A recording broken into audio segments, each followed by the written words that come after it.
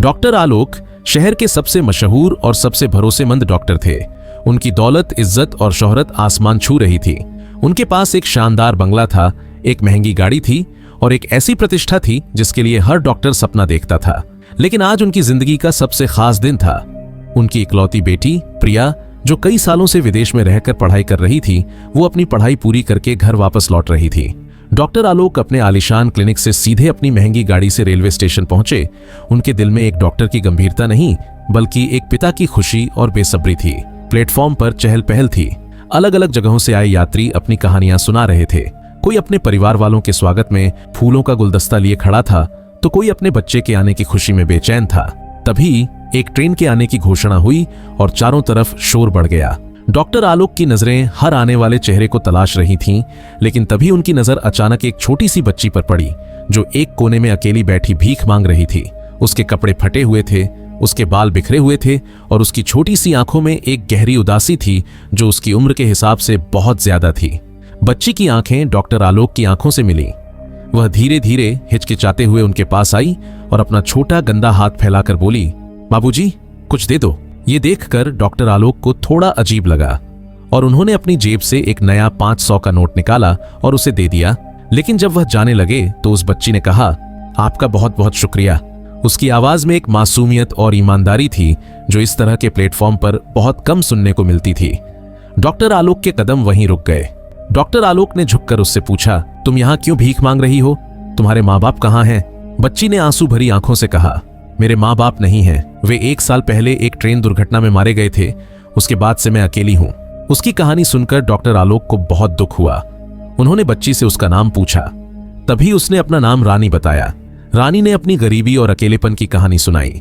उसकी आवाज में दर्द था जो हर शब्द के साथ डॉक्टर आलोक के दिल को छू रहा था। वह बात करते करते अपने हाथों को हिला रही थी और तभी अचानक डॉक्टर आलोक की नजर उसकी कलाई पर पड़ी।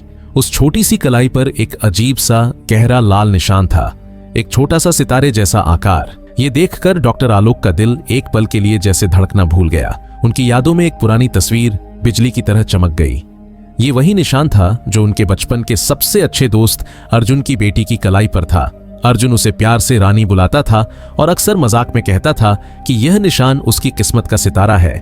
डॉक्टर आलोक को वह भयानक दिन याद आ गया जब उन्हें खबर मिली थी कि अर्जुन और उसकी पत्नी की उसी ट्रेन दुर्घटना में मौत हो गई थी जिसमें उनकी छोटी बेटी लापता हो गई थी।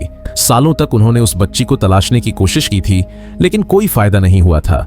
डॉक्टर आलोक के हाथ कांपने लगे, उनकी आंखों में आंसू आ गए।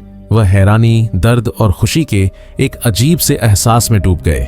उन्होंने रानी से पूछा, तुम्हारे पिता का नाम क्या था? रानी ने मासूमियत से जवाब दिया, मेरे बाबूजी का नाम अर्जुन था।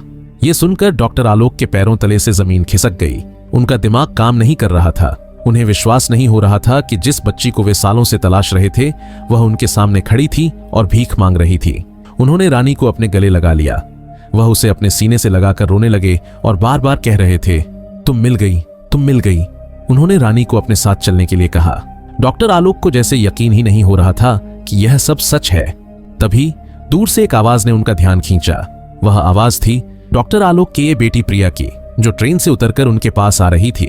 वह अपने पिता को देखकर बहुत खुश थी और उनकी आंखों में एक अलग ही चमक थी। डॉक्टर आलोक ने प्रिया को गले लगाया और उसे देखकर मुस्कुराए। उनकी आंखों में खुशी और सुकून का एक अजीब सा मिश्रण था। प्रिया ने देखा कि उनके पिता के साथ एक और बच्ची खड़ी है। वह अपनी आंखें मलकर उस बच्ची को देखती है। उसके कपड़ों में, उसकी उदासी भरी आंखों में एक ऐसी कहानी छिपी थी जिसे प्रिया महसूस कर सकती थी। डॉक्टर आलोक ने रानी की ओर इशारा करते हुए कहा, प्रिया, यह रानी है। आज से यह हमारे साथ ही रहेगी। प्रिया एक पल के लिए रुक गई। उसके चेहरे पर कई सवाल थे, लेकिन उसकी आंखों में कोई शक नहीं था। उसने रानी को देखा और उसके फटे हुए कपड़ों को देखा और फिर अपने पिता की आंखों में छिपी सच्चाई को पहचाना। वह बिना किसी हिचकिचाहट के रानी को गले लगा लेती है। उसका दिल रानी के दुख और अकेलेपन को महसूस करता है। डॉक्टर आलोक ने दोनों बेटियों का हाथ पकड़ा, एक तरफ प्रिया का नरम और कोमल हाथ और दूसरी तरफ रानी का छोटा और सूखा हुआ हाथ। उसने दोनों को अपनी गाड़ी में बिठा दिया। गाड़ी में प्रिया और रानी एक दूसरे के बगल में बैठी थीं। प्रिया ने रानी को एक गर्म कंबल दिया और उसे देखकर मुस्कुराई। रानी ने उसे देखा और उसकी आंखों में एक नई चमक थी। डॉक्टर आलोक ने दोनों बेटियों को देखा और उनकी आंखों में खुशी के आंसू थे। उन्हें एहसास हुआ कि आज उनकी जिंदगी का सबसे खास दिन था। उन्होंने न केवल अपनी बेटी को पाया था बल्कि अपनी सबसे प्यारी दोस्त की बेटी को भी पा लिया था। तो दोस्तों, देखा आपने किस्मत भी कैसे कैसे खेल खेलती है। डॉक्टर आलोक तो सिर्फ अपनी बेटी को लेने आए थे, लेकिन कुदरत ने उन्हें एक और बेटी का तोहफा दिया। ये कहानी हमें सिखाती है कि जीवन में सच्चा धन दौलत नहीं बल्कि रिश्ते और इंसानियत है। आपका दिया हुआ एक छोटा सा सहारा किसी की जिंदगी बदल सकता है। अगर इस कहानी ने आपके दिल को छुआ हो तो वीडियो को लाइक जरूर करें और ऐसे ही दिल छू लेने वाली कहानियों के लिए हमारे चैनल को सब्सक्राइब करें। फिर मिलेंगे एक और नई कहानी के साथ। तब तक मुस्कुराते रहिए और इंसानियत के रास्ते पर चलते रहिए।